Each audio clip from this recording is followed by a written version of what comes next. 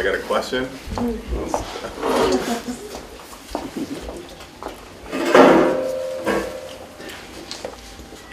So, Doc, how did you get involved in Selma? After the Freedom Rides,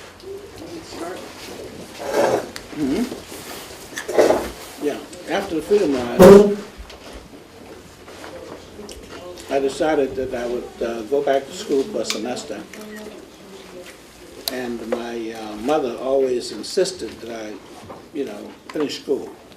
Because I was the first one to go from my family to college. So I wanted to satisfy her, and so even though I went on the Freedom Rides, it meant I dropped out of school for that, time in the midst of our final exams in May, because they were going to stop the Freedom Rides because of the bus burning and that sort of thing, and they didn't have a group that was ready to, continue. So they had a cooling off period. Because the governor had promised, the governor of Alabama had promised protection, and he didn't come through at all. People almost got killed, being burned on the bus in Anniston, and beaten up in Birmingham. So those of us in Nashville, like John Lewis was on the original ride, and so he had all the information. He had a book with all of the contacts and schedules and everything else. People were supposed to meet us, at the airport, at the bus stations and stuff like that. So, Diane Nash had just gotten out of jail in North Carolina. And those of us in Nashville decided that we should continue the Freedom Rides. I couldn't go on the original ride because I didn't have parental permission. I asked my parents, to give permission, but I called and I didn't get any response. I called my father, and I said, I sent you some papers, for you to sign, and I need them right away. And I was hoping that he wouldn't be related to college work, Just go ahead, sign these papers, so I can get, my work done. And he said, you think I didn't read this thing? To myself, I was hoping he wouldn't read it. He knew what it was. So he said, I'm not going to sign your death warrant. So I didn't go on the original ride. But once the ride stopped, and they had a cooling off period, then we took over, those of us in Nashville. We didn't need parental permission. So, okay, we started out, went on ahead. And we thought ahead, and we said, wait a minute, hold up. About 20 of us, we said, look, why don't we just divide in half and send the first, group to see if they survived. And, whatever happened, they could just get beaten up, maybe thrown in jail, or either they could have been killed, because those folks in Alabama were capable. So, I was the backup group. Okay, so that those of us. So when the first group went down, they got arrested, and they didn't get charged with any criminal charges. They got arrested for protective custody. In other words, they put you in jail to protect you. It's like arresting the banker so he wouldn't get robbed. Okay? Protective custody. So there was no trial or any kind of thing like that. When we heard they got put in jail, we launched a second group. Not on the bus, because we knew they were looking for others to come on a Greyhound bus, like the first group. So we thought what we'd do is rendezvous in Birmingham. So we went by car and we went by train. We still split up, you see, so still we have the 3 groups now, okay? And I went by train. The whole idea was to rendezvous in Birmingham. In the meantime, they took them out of jail at night and brought them all the way. The policeman told them they were going to take them to Nashville. But instead, they dropped them out at midnight on the state line, like Ardmore, Alabama, and put their luggage and everything on the streets and told them there was a train station somewhere in the area and for them to go on back. These are young ladies, you know, young college students as well. And we didn't know this because we didn't have cell phones in those days. So we didn't know that they'd been taken out. We just heard they'd been arrested. So here we were by car and also the train rendezvousing there in Birmingham. So we must have passed each other on the highway, you know, because we sent a group from Nashville in cars to pick those up and bring them on back to Birmingham to meet with us. So we all rendezvoused there in Birmingham so we could regroup and get ready to go. So after the Freedom Rides were over, I can come back and ask any questions about the Freedom Ride, okay? But I went back to school after the Freedom Rides were over to satisfy my mother's interest in my finishing school. I wanted to do that. And so I went to Fisk University and to take some courses as well. And when I went to get my assignment in Atlanta, we had already formed SNCC in 1960, a group of students from different colleges and that kind of thing. And we hired Jim Foreman, who was a professor at Roosevelt University in Chicago. I interviewed him and recommended him with some other people. And I told Jim, I said, okay, I'm coming to get my assignment. I want to be one of the directors of a voter registration project, since we got some money from the Southern Regional Council. They got money from the Field Foundation and then the Taconic Foundation, which President Kennedy influenced, okay? And so they gave the money to this nonprofit organization, and they then gave money to SNCC to have this voter registration project. And the whole idea was to get these young folks who've been demonstrating and embarrassing the country, and marching and stuff like that, into voter registration, which was just knocking on doors, getting people registered, not going to jail and all that. Little did they know that registration in rural counties in Alabama and Mississippi was tantamount to direct action. Okay? So that was an interesting twist in the movement. So, I went down to get my assignment, and James Foreman said that what we need right now is to get Dion Diamond out of jail because he's down there in Louisiana, and they are requiring a $10,000 cash bond, not property bond. Couldn't go to a bondman. They wanted cash on the barrelhead. That's the way we used to say it, okay? And that was equivalent to about $100,000 today, okay? So our commitment to each other is never to leave one of our people in jail alone, that we would always be with them, or we get them out of jail, or send somebody else to join them. So they sent me to Detroit to raise money. Would you know that no sooner than I was able to raise the $10,000 to get him out of jail, Chuck McDew and Bob Zellner went to visit him, to let him know that we got support for you and everything's going to be okay. Took him some books to read and some cigarettes and some fruit. Okay, you could do that in those days. All right. And no sooner than their visit was over, they were arrested.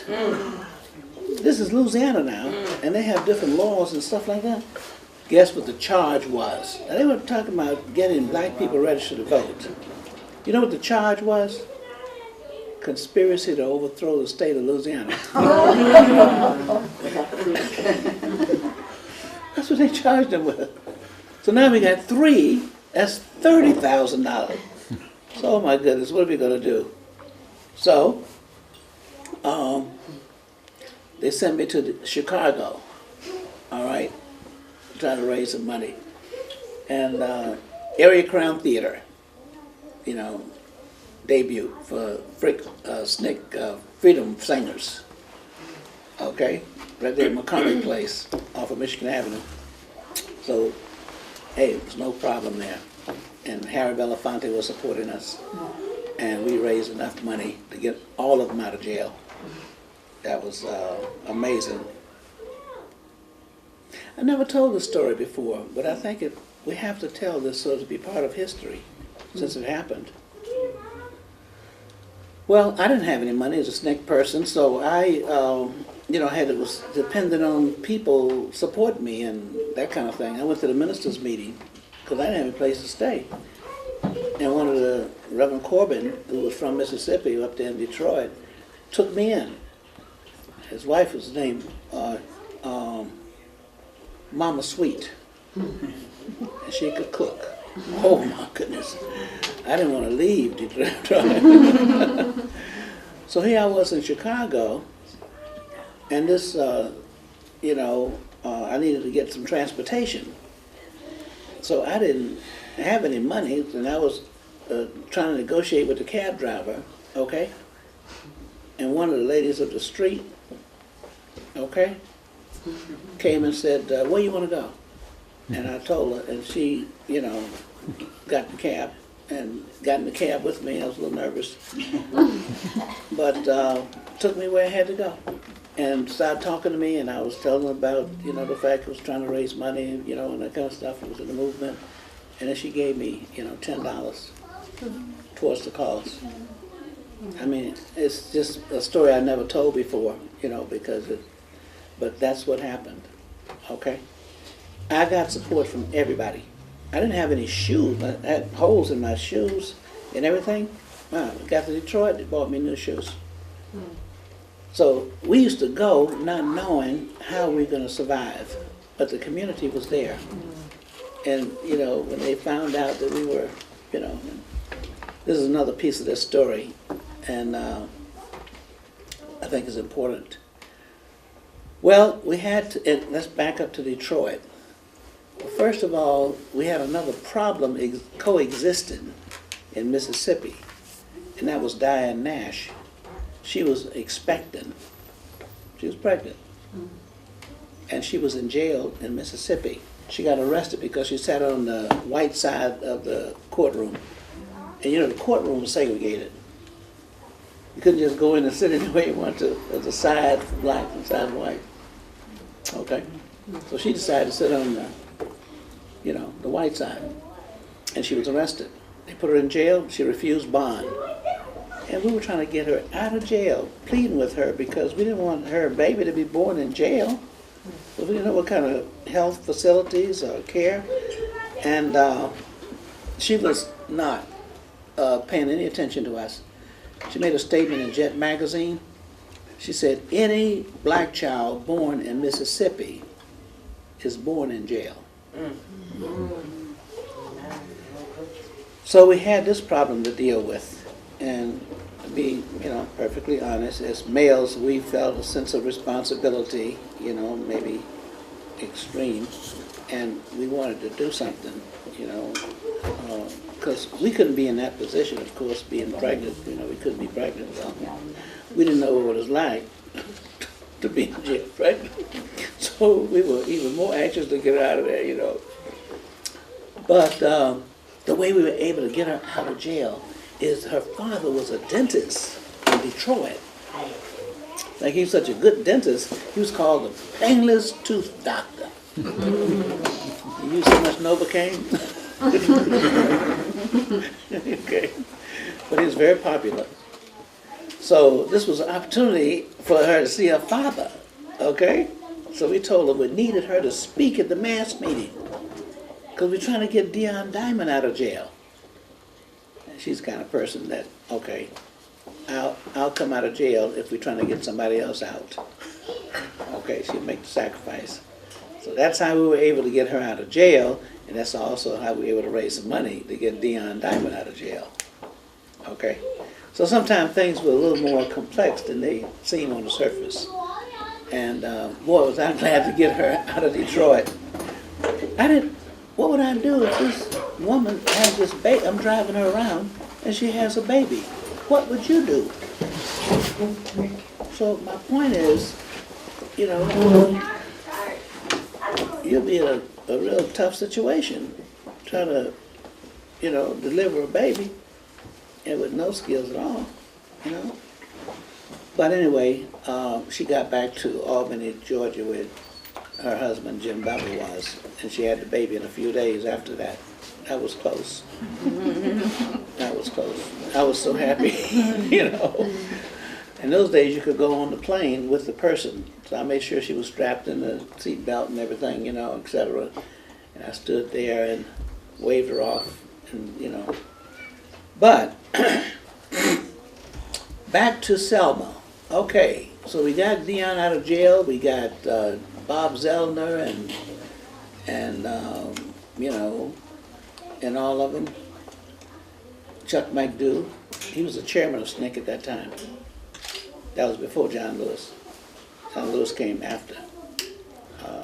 So it was Marion Barry, chairman.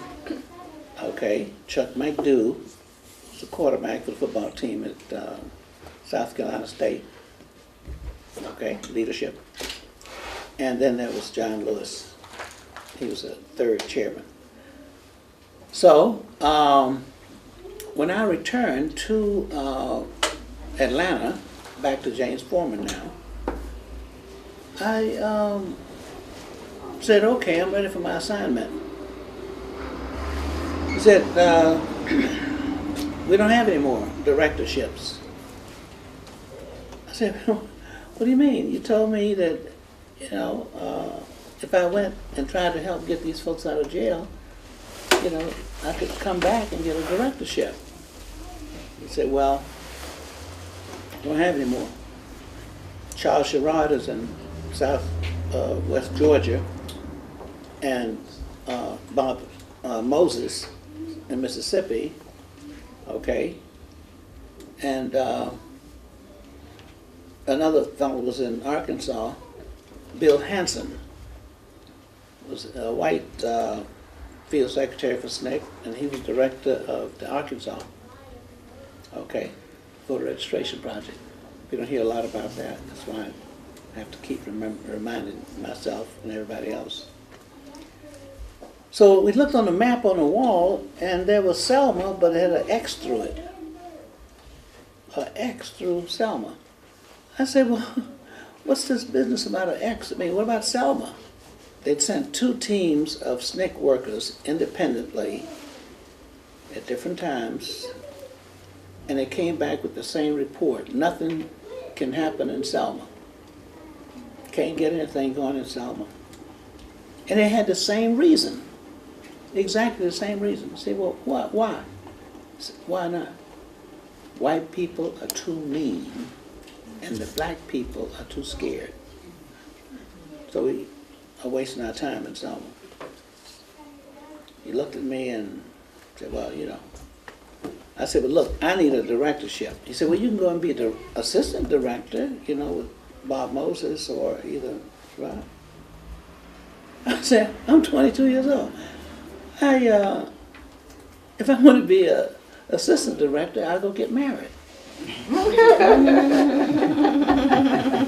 gotta be director of something. Ladies thought that was funny. He's always speaking the truth. So he said, you want to go take a look at it and see what you think? I said, no, I'll take it. So I decided that I would take Selma, Alabama. Now the first thing I did was, and since I've been a college student and been taking courses and stuff, and dibbing and dabbing and research, I decided to take the academic approach, do some research, study Selma.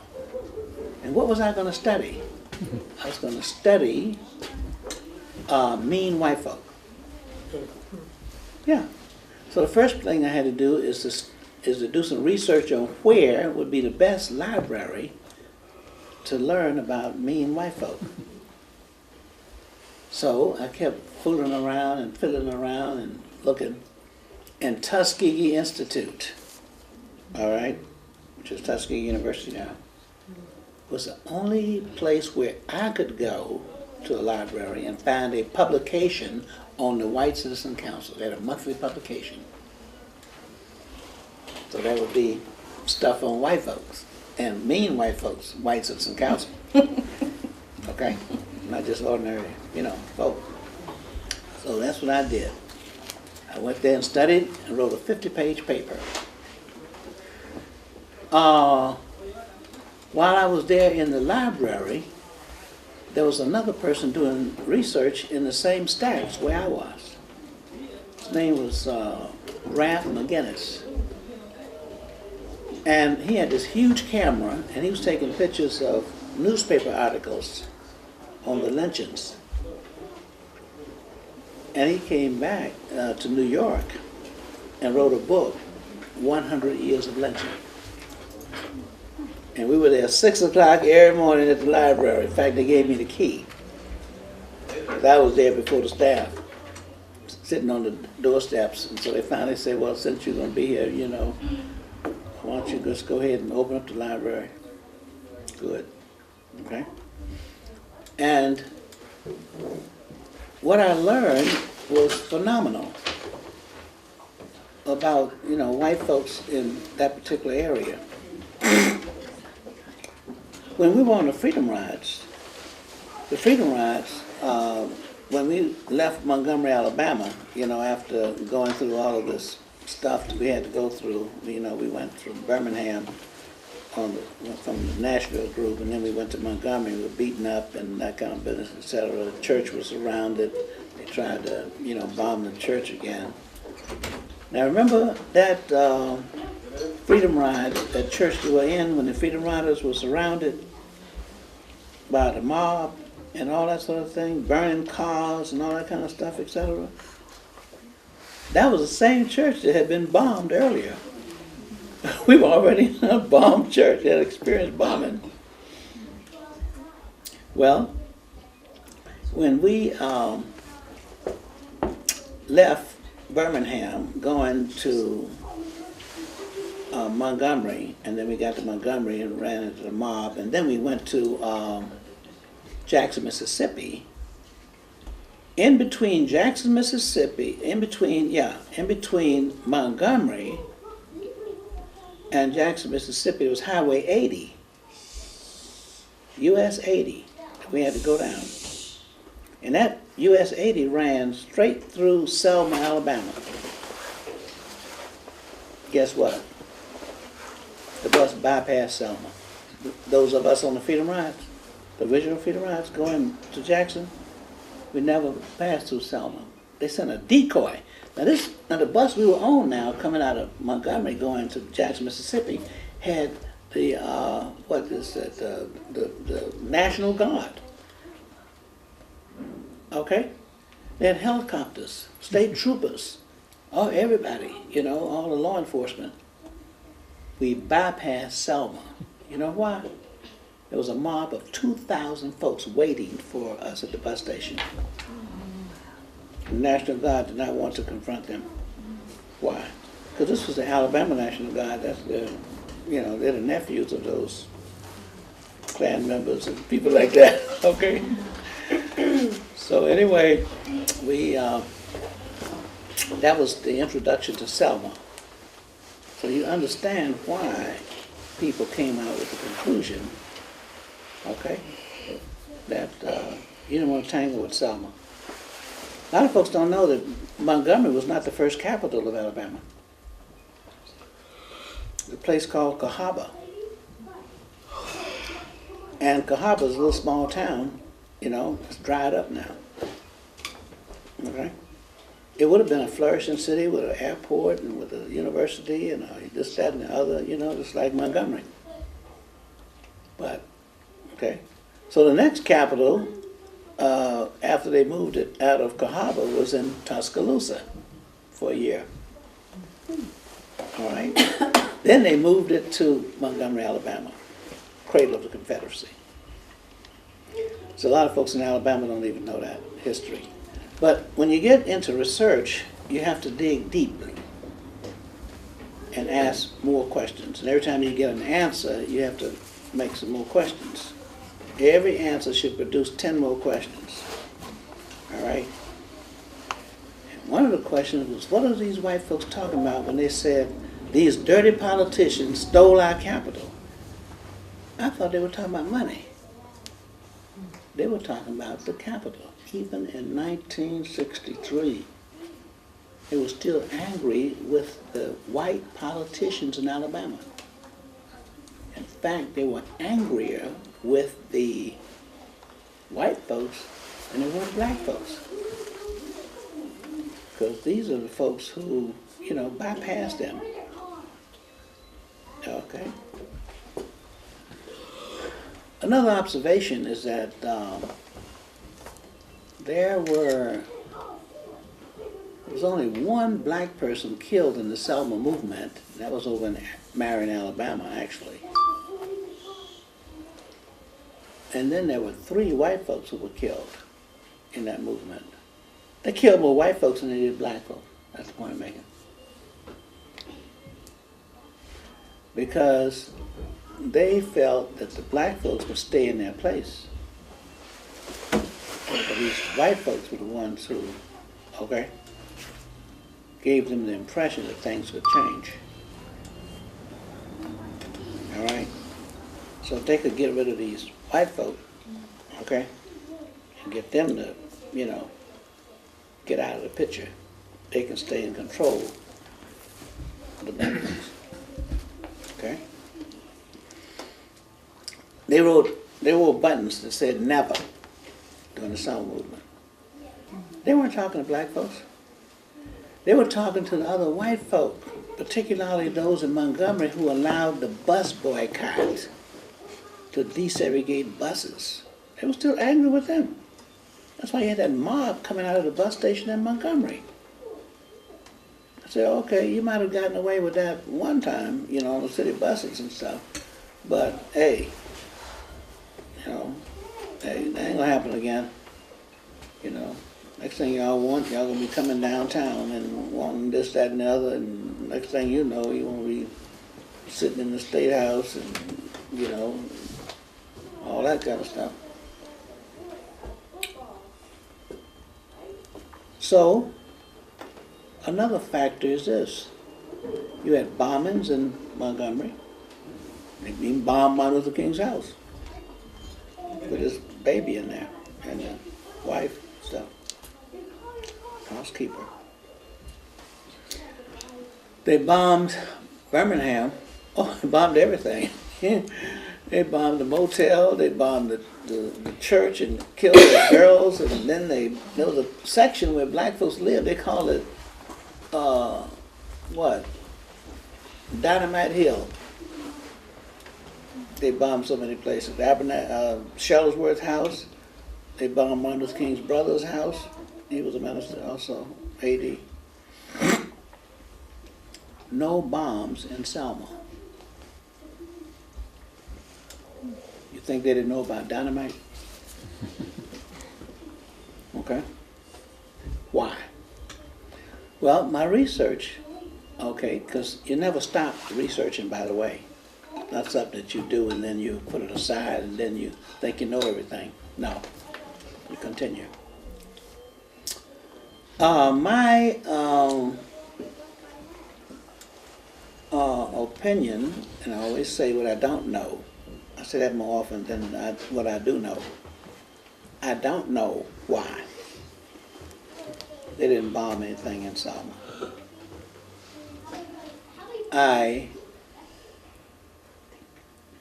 do know that the White Citizen Council had its monthly meeting in the downtown bank boardroom. I studied that when I was in Tuskegee, reading the White Citizen Council monthly publications.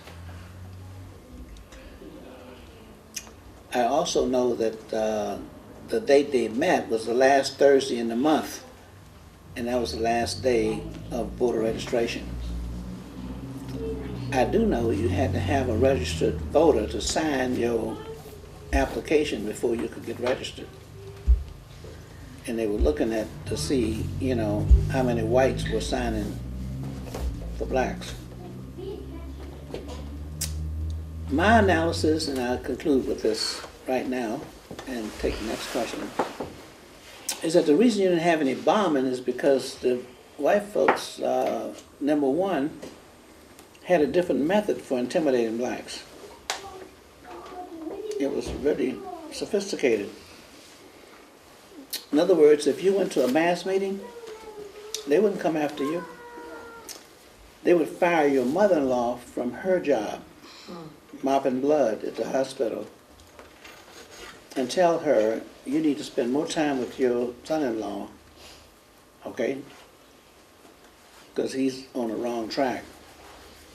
If you mess around and get your mother-in-law fired, okay, they don't have to do anything else. Okay. Yeah. So they attack families rather than individuals. And it worked. They could keep things under control.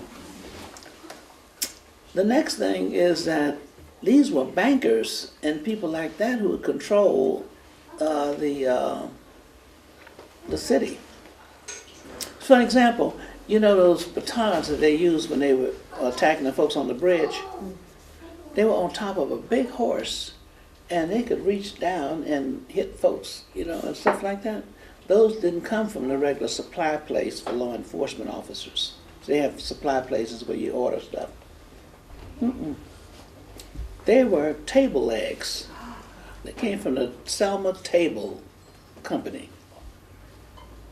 And you could go down just like the fraternities and make your own paddle. Well, you could go down and make your own baton. And if you felt necessary, you could put a steel, you know, beam inside your baton. All right, a pipe, so it will not break when you hit somebody on the head who had a hard head. Okay? Yeah. Every white male, 21 years old, was a part of the Sheriff Clark's posse. That's why you see nobody marching around with no robes on and stuff like that. They had badges, because they would give the white people, you know, the men, badges, and they already had their horse. They gave them the baton, and so they were. Did you know you had 300 posse members from Dallas County over there when James Meredith was trying to desegregate Ole Miss? And they were on horseback following General Walker, who had a mental problem, but he was leading the charge over there in Ole Miss. They had left Dallas County, left Alabama, and they were over there on horseback. So what I'm saying is there's a uniqueness to Selma. Main reason they didn't bomb anything is because they had mortgages on everything. So you would bomb your own property. So I'll stop there. And that was kind of long, but I won't go that far. But that's the way the Selma movement started. And I have a book. I'm sorry we didn't bring copies. Do we have copies? No, probably not. But anyway, it's called Peace in Peace and Freedom, My Journey in Selma. And it's about how the Selma movement got started. So I thought that would be important. I started to do an autobiography, but it would have been 2,000 pages. So I decided to go and just do Selma right now. If I stick around long enough, I can, you know, do some more.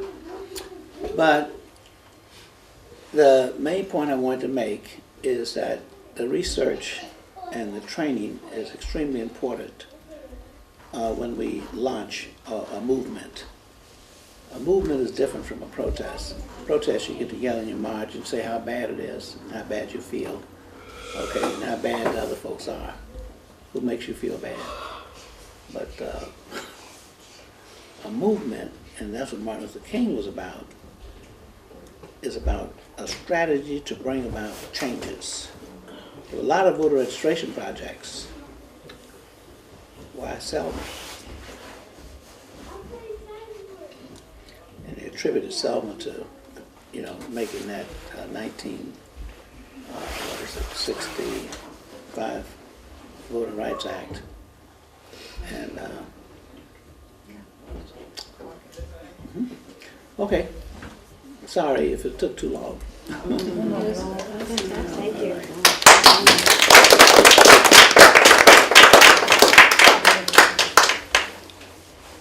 Since we got young people, it was the students from Birmingham movement that came down to Selma to organize the high school students and the young people. So they already experienced the movement. Okay? Because when I went on the campus at the high school, the principal threatened to put me in jail. But when the students went, you couldn't tell the difference between, okay. Yeah. So young people played an extremely important role.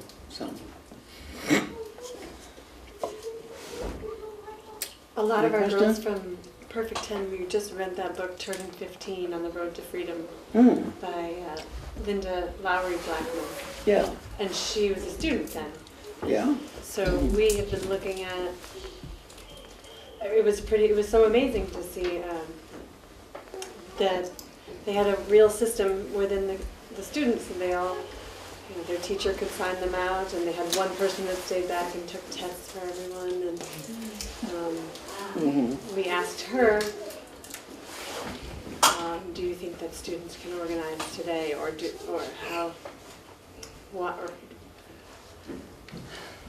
why aren't students organizing the same way today? Because they haven't developed some. See, one of the things you look for, among other things, in terms of a movement, is music.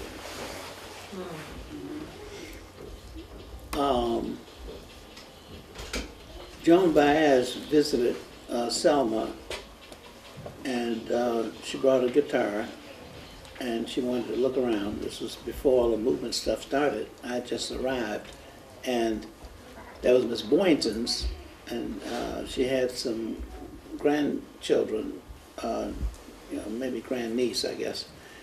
And they made up a song, these little girls, about 3 of them, a quartet. And they knew the movement was, fermenting. And they were like 11, 12-year-olds like that. They made up this song.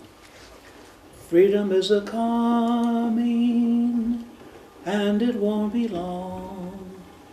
Freedom is a coming, help me sing this song. Freedom is a coming, and it won't be long. If you want to be free, come and go with me. Oh, we are fighting for equal rights, so come on, join in the fight. We're humming along and we're singing a song. I hope we're not alone. Freedom is a coming. The Lord is on our side. Well, these 3 little girls were singing, and they sang that song for Joan Baez. And then she sang This Little Light of Mine, with them, with the guitar. Music has a way of uniting people. Even if you can't sing, you're not afraid if you got a whole group of folks singing, because nobody's going to hear you particularly, except those standing next to you. And even if you can't sing, you can hum, and you be part of the unifying, life. People are affected more by what they hear than any other sense. So the music is a thing that helps people. So what I look for in a place, after many years of research and study and involvement, is whether or not people are singing songs about their local situations.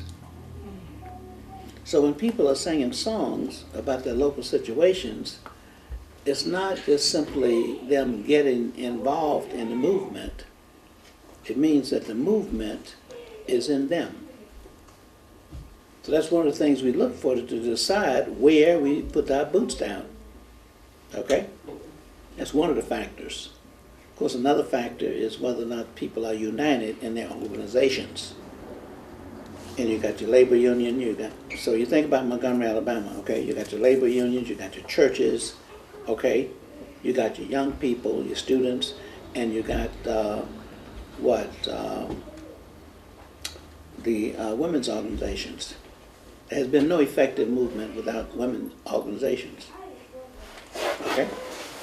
And it was a woman there who was a professor at Alabama State. They put out the flyer that the boycott was gonna continue, okay? And so you have that kind of unity, then that means that people are ready to band together. And the group was called MIA, Montgomery Improvement Association. In Chicago, Coordinating Council of Community Organizations. Yeah. Al Raby was this. And he represented the teachers union himself. Okay. All right. Tim Black. Tim Black is still living. Yeah, he's 90-some years old. I know. Boy. Anyway, what is it? Those of us who got involved in the movement, we were trained in Nashville by Jim Lawson. That's no coincidence that when we went to Raleigh, North Carolina, at Shaw University for the founding of SNCC, we had already in Nashville desegregated our lunch counters. Okay? Yeah. So the training helped us to understand the strategy.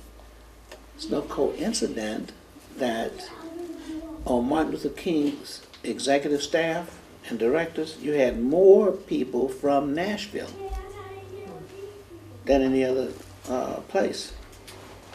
Because, yeah, we desegregate the movie theaters in Nashville with 11 nights of demonstration. Okay? Yeah. And see, the part of the training was learning how to win people over. So what you said had to be in context with your goal. We didn't go around cussing folks out and waving out fists and calling people names and stuff. We had to win them over. Guess what happened? There was a group that was called Church Women United, made up of white women in the church. They wanted to support the sit-ins. Of course, they couldn't go down waving flags, say we want integration. So you know what they did? They cut up their credit cards and sent them back to the stores. Then they went down to the police station, okay, and met with the chief of police and told him that we want this brutality to stop because we're not coming down here shopping, trying to step over blood. They say anything about integration. They just want to get those blood issues. Okay. People found a way to support and identify, with the goal and the cause and that kind of thing. But you have to keep that in mind. What is it that we can do to help win people over rather than beat folks down and that kind of thing? How do we bring the best out of others? Well, first of all, you have to start with trying to bring the best out of yourself. And when you're still trying to cuss somebody out, we need to learn how to forgive people, show some love. It's healthier for you too, by the way. Because when you're angry and mad, it shuts down your immune system. In fact, people say it. You make me sick. True. Yeah, you get angry and mad, that hurts you. Okay? Yeah. And in fact, when you get angry and mad and want to attack somebody, that's like you drinking poison, expecting the other person to die. You're the one that's being injured. Okay? Yeah. So nonviolence helps individuals and leaders to find an effective way to bring about changes. And that's the thing we've got to teach our children. Okay? How to deal with bullies. You don't have to become a bully, and then you don't have to be afraid. See, some people think nonviolence means that you don't fight back. Oh no. No. Nonviolence means resistance, a fight. Yeah. And you have a more powerful weapon than they do. Yeah. Selma, Alabama. There were 3 of us that were supposed to have been killed the same night. Like when Medgar Evers was killed, June 14th, 1963, I was attacked outside of my apartment. It's in the book. And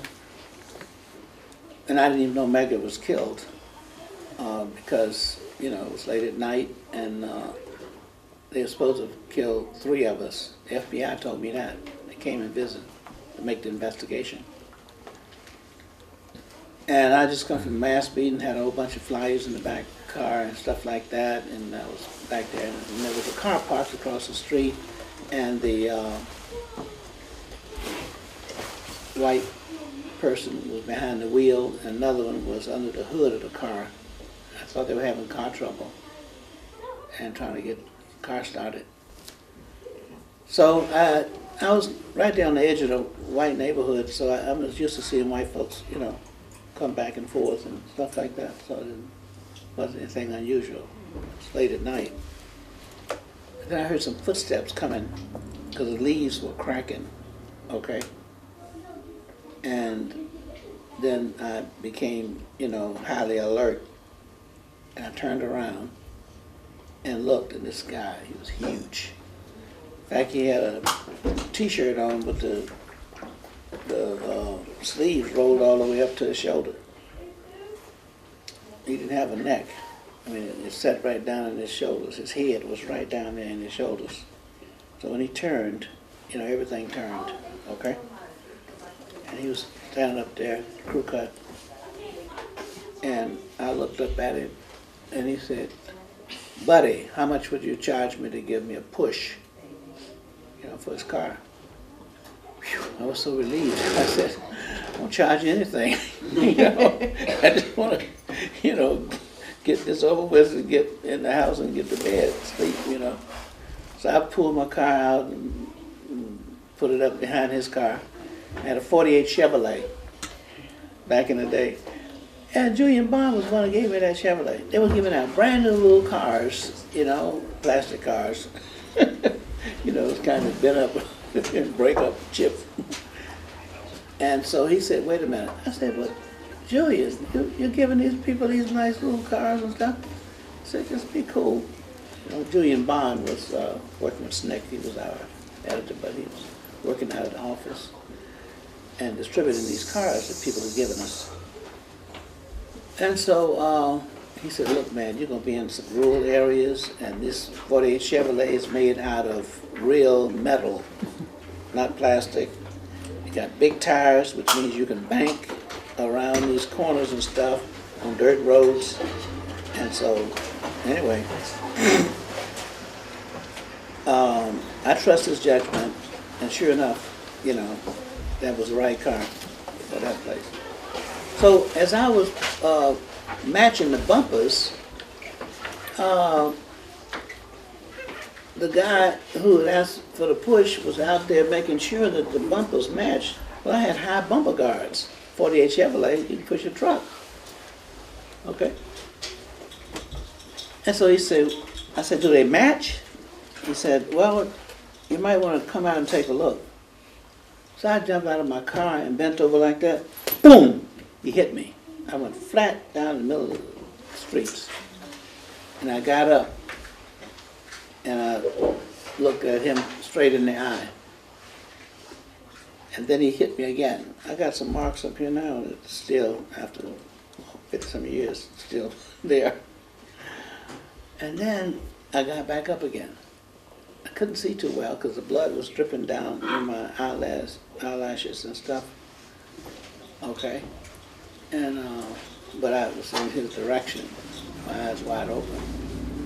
And then he jumped up in the air and came down in the middle of my head, because that's a soft spot in your head, and you're very vulnerable. And of course I went straight down when he did that. And then I stood up again. See, if you're prepared for it, you can absorb it much better, okay? And the other thing is, I didn't stimulate him, okay, by reacting the way he thought I would.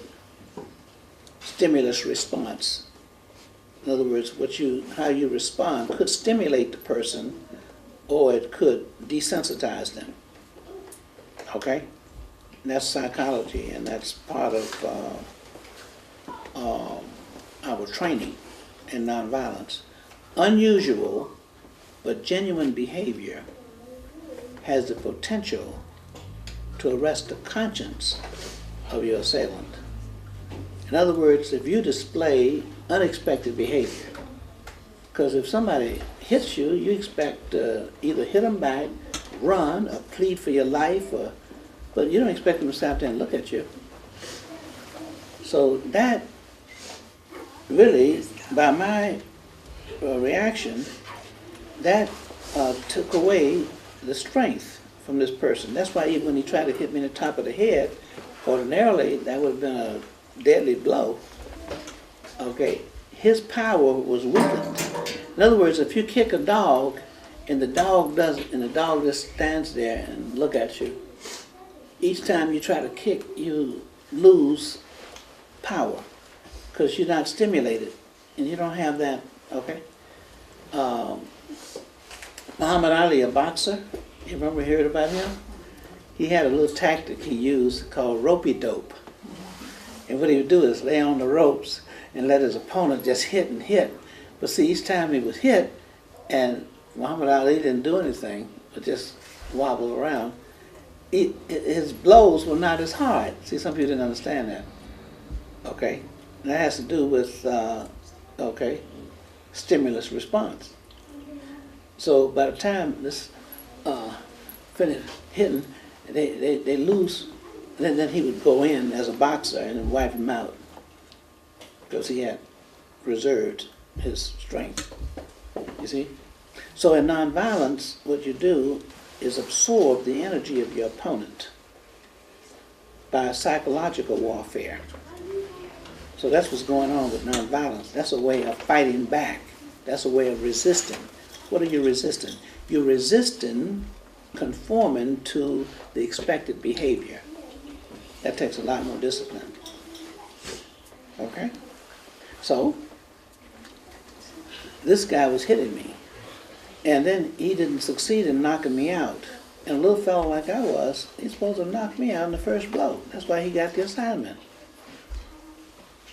Then I was looking at him, and I could see through the blood dripping that he started backing up. He was hitting me with the butt of a gun. And now he was going to shoot me. And when I saw that he had that gun, I turned around and yelled for my neighbor who lived above my apartment, building there. And he was kind of a light-skinned fellow, so his nickname was Red. So I said, Red, Red! I wanted somebody to see this killing. You know what I'm talking about? A witness. Red was from Vietnam and going to Korea or somewhere, and he came across that banister with a rifle. Now, I didn't call him to come out there and shoot anybody. So I turned around and put my hands up and told Red, don't shoot. Don't shoot. And he was trying to jockey around me to shoot this other guy who had been beating me up, and I wouldn't let him do it. So here's a guy behind me with a gun, and here's a guy in front of me with a gun, and I'm trying to, protect the white guy who's supposed to kill me. What kind of power is that? It wouldn't have been impossible for him to kill me because I was protecting him, it would have been difficult. Okay? Somebody who's trying to protect your life. Okay? With that rifle, you have a better chance than even with that handgun. Right? You might have a handgun, but that rifle is much more accurate. All right? That's why when they assassinate folks, they usually use rifles. So, I was successful in blocking Red from shooting him. He jumped in the car and took off. So 2 weeks later, the FBI from Mobile, Alabama came to investigate. And that's what he told me. I have his name, it's in the book. And the other person who was supposed to have been killed was Ben Elton Cox. He was on the Freedom Rides. In fact, he's in the movie, the Freedom Rides movie. Okay, Ben Elton Cox. He worked for Corps. He was on the original Freedom Ride. They couldn't find him because he wasn't at home. But the plan was, they made the plot and planned it in New Orleans to kill 3 of us that night. But they only got Medgar. So the point I was making is that nonviolence resistance requires you to be trained, not only in thinking, but trained in emotionally. And that's why we had role plays in our training, where you go and you act out, certain situations, because your emotions had to be trained too. Because a lot of people have good intentions and they'll tell you, I lost it. What they mean by that? I wasn't myself. Okay, that means that your emotions took over. So you have to stay in control of your emotions. If somebody's bullying you, all right, you said something like, what is your favorite food? Because people eat a lot, and every day people eat, so they got some food. So if somebody's bullying you and you talk about food, you immediately get their attention. All right? So you keep the conversation going. All right? So you got brothers and sisters? Okay? Talk about things that they would respond to. All right? But you got to talk. All right? Yeah. Violence is a language of the inarticulate. So you have to talk. And that engages the thinking and stuff like that. I can tell you many incidents where that happens. But I'll stop at this point. But I've been in many of those situations. I've even been kidnapped in Colombia by the FARC. I was able to talk my way out. Okay? So this is not fantasy for me. It's, imagination. I've faced death many times. And that's why it doesn't bother me.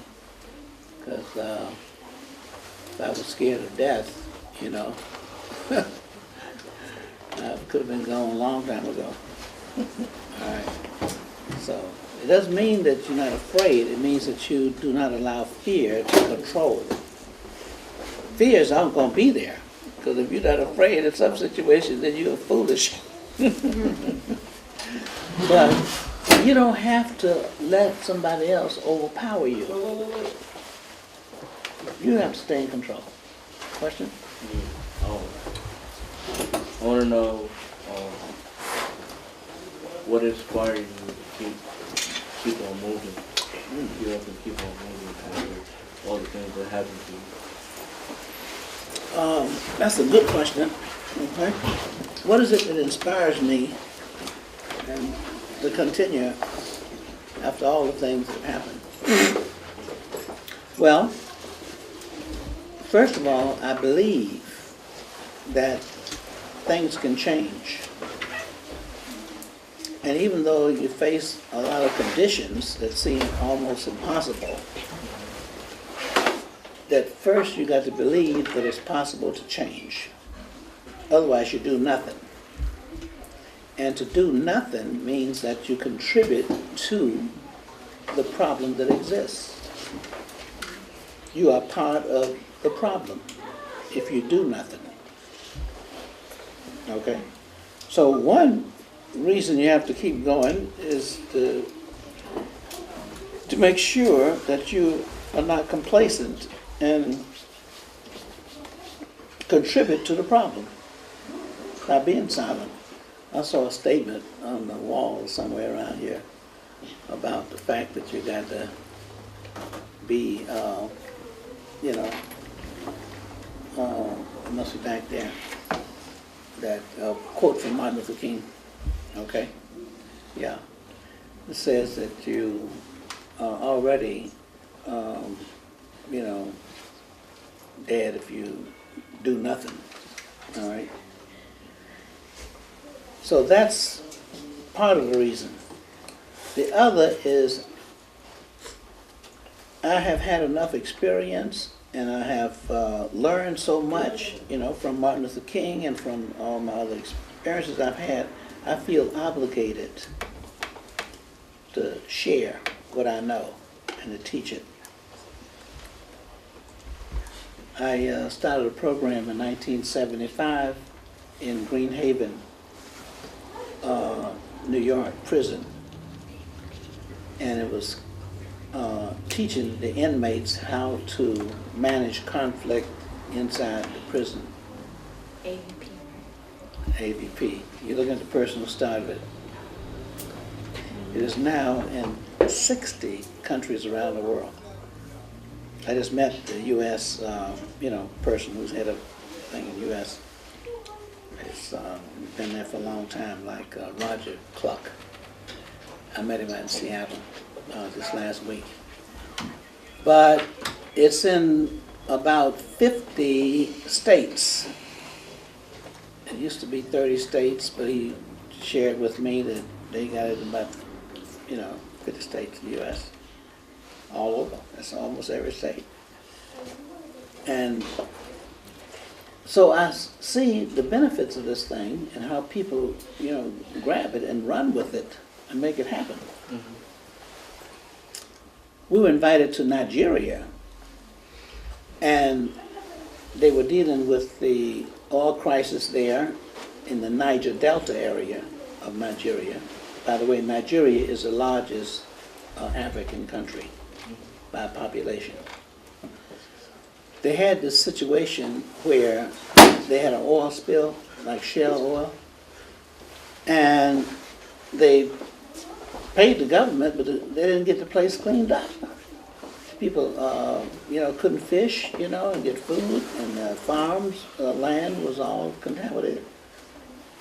And so these rebels, they call them rebels because they were young people who, resented this thing, and they started fighting with the government. And they used to kidnap people and kill soldiers and all that kind of stuff, and they couldn't do anything with them. The army couldn't even whip them because they were in the swamp areas, and they knew the swamp areas and all that kind of stuff, etc. And they had their own camp where they would train their fighters, and they would turn out, they had 10 camps, they would turn out 100 people a month who were trained fighters. And that was their lives, okay? So we got called over there. We means my team of nonviolent trainers, top trainers, okay? Mm-hmm. And we went over there, and we had to get permission from the leaders who many times were in jail. So we worked out a deal with the government that if we got them, they allow us to train their different groups, that the leader would get probation. All right? Then the deal was that all those who would put down their weapons and come to our nonviolence training, all right, they would get what they call amnesty if they finished the course, which means that they would be forgiven for, the crimes that they committed, and then they would get passports, they would get, health certificates and all that kind of stuff. And then they would give them training. Okay, like right now in Houston, Texas, those Nigerians are being trained in electronics and stuff like that. In Florida, I think it's West Palm Beach maybe, they're being trained to be underwater welders. They're welding ships underwater. They're young, strong guys, all over the place. They're in 30 countries now being trained in different things, like how to deal with oil spills. They are working for Shell Oil, okay? And they in Johannesburg learning to be airline pilots, not attendants. They fly in airplanes, okay? So that's the way that the government decided to reinvest their money. Instead of putting it into the military to fight them, they put it into them so they could become, employable. And they have all kind of skills and stuff like that. They're very smart, so it didn't take long for them to, learn. And so that's why I continue, because of the success and the impact that I've seen as a result of the work that we've done. And I'm just amazed at what people have done with this thing. In Colombia, a whole prison now is a nonviolent center. Bella Vista. And I'll make this point and I'll stop. I don't know what our time is like. I went down 2 years ago and just to see the effects of the training, and we went around and saw different projects and stuff like that. They got some of the inmates working for the city to help people who were in gangs and stuff to come through the transition and be trained in nonviolence. Okay, that kind of thing. Folks getting out of prison, okay, they work with them. And they took me to a center in Medellin. That's one of the cities there in, Colombia. And I could tell there was something kind of different going on, because they saved that to the last day I was there. And they said they want say that Lafayette's going to go to this center, and so everybody wanted to be there, all the host people, see my reaction. And there were policemen, former police officers, training young fellows in the community in nonviolence. Okay? And guess what else? Hold on to something now, because I'm going to tell you this, and I want you to fall down. These former police officers were also former convicts. You get it? Huh? Yeah, they were former convicts who were former police officers. They learned the nonviolence not as police officers. They learned the nonviolence as convicts. Here they were, okay, running this center in the middle of the community. Okay. So it's because of the success that I've seen and continue to see. That's the response. Okay, I don't know how our time is doing, but if there are any other questions? We're here for you. That's why we're here. We just sitting around here. Yes, sir. Yes, sir. How did you feel when Martin Luther King died? How did I feel when Martin Luther King died? Well, first of all, I was there in Memphis on the 4th, okay, the day he died. He was scheduled to go to Washington, D.C. to do a press conference.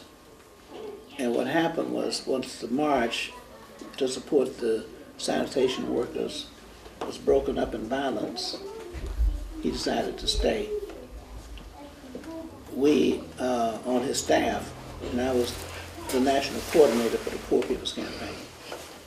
So when the march was broken up in violence, those of us who were in Atlanta were in a meeting. He was supposed to go and come back. But when the march was broken up, we went to Memphis. But then he was supposed to have gone to a press conference in Washington, D.C. to open up the campaign office. So since he had to stay with the march, he asked me if I would, go to Washington, D.C. So I had to work on the press conference and let him see it and that kind of thing. Well, on the 4th, April 4th, he and I met that morning in his, hotel room, 306 Lorraine Hotel. And he said, okay, we finished his press statement here, but the next thing we want to do is to internationalize and institutionalize nonviolence. I said, okay. So I flew to Washington, D.C. 5 hours later, after I met with Martin Luther King, he was shot. Killed. So, only thing I could remember was the last statement he made to me as he wanted to internationalize and institutionalize nonviolence. So that was my marching orders. I haven't had time to grieve or to cry, okay, over the death of Martin Luther King. So rather than try to research and find out who killed him, why he was killed, and work on that part, I let somebody else take care of that. Okay, I want to make sure that we institutionalize and internationalize nonviolence. So that's what I focused on. Okay. Now, surprise is that more people weren't killed. And that's the thing that I think about. When you look at that balcony, you had Jose Williams, you had, Jesse Jackson, you had Andrew Young. I mean, that's serious leadership. I'm talking about. And if they wanted to stop the movement, then, So I'm glad to be here and glad to continue. All right. Martin Luther King was not unaware that he might have been assassinated. Because when John Kennedy was assassinated, he was watching it on television, and he said, that's what's going to happen to me. So, and what? A few months before he was killed, he preached his own eulogy. Yeah. About what he wanted to happen at his funeral. And what he didn't want to happen at his funeral. He said, I don't want anybody to say this, I don't want anybody to say how many degrees I have, and I don't want somebody to say that, So guess what happened at his funeral? They played a tape of his eulogy that he gave. Mm-hmm. So I am so happy that I got a chance to meet Dr. King and to work with him and to learn from him. And my goodness, what he taught and what he demonstrated with his life can help save the world.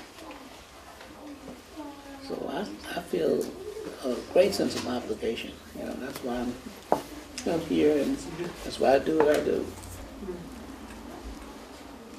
Thank you. Thank you.